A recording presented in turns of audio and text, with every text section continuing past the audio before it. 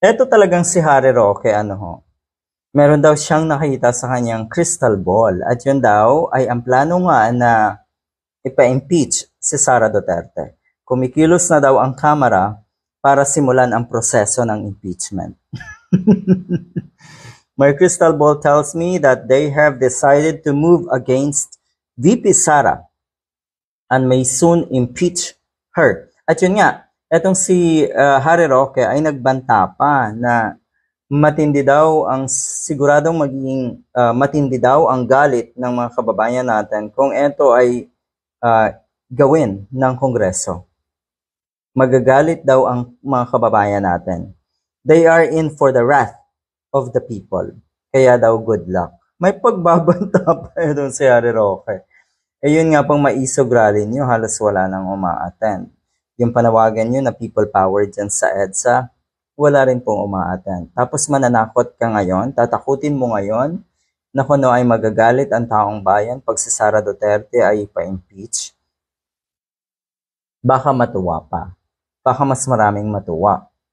Hindi ba't ganon dapat? Anyway, ito po naman ang sagot ng Kongreso, ng Congress. Wala pong kahit na anumang intensyon na ma-impeach si VP Sara, as in wala. Maniwala tayo dyan. Kung wala pa talaga, ikaw talaga Harry Roque kasi maniwala muna tayo dyan. Sa ngayon, siguro asikasuhin mo muna Mr. Harry Roque yung mga kinasasangkutan mo na katiwalian at kung ano-ano pa. Yung pagkakadawit mo sa Pogo. Pero yung ganito na pangungunahan niyo po ang Kamara, ay baka maunahan nga kayo. Ngayon, bakit hindi niya nakita sa crystal ball niya na nakadawit pala siya sa Pogo? Yun dapat. Yung crystal ball daw na si Harry Roque ay medyo malabo. At ang nakikita niya ay pawang hallucination lang niya. Dapat daw, nakita mo sa crystal ball niyo po, Mr. Harry Roque, na kayo po ay sangkot sa mga illegal na Pogo. Yun dapat, hindi yung pangungunahan nyo ang Kamara. Sige, ay paano paggawin talaga yan ng Kamara dahil parang gusto nyo eh. Parang gusto nyo po Harry Roque kasi umaasa kayo na magagalit ang taong bayan pag may ganitong hakbang na naipa-impeach nga si Sara Duterte.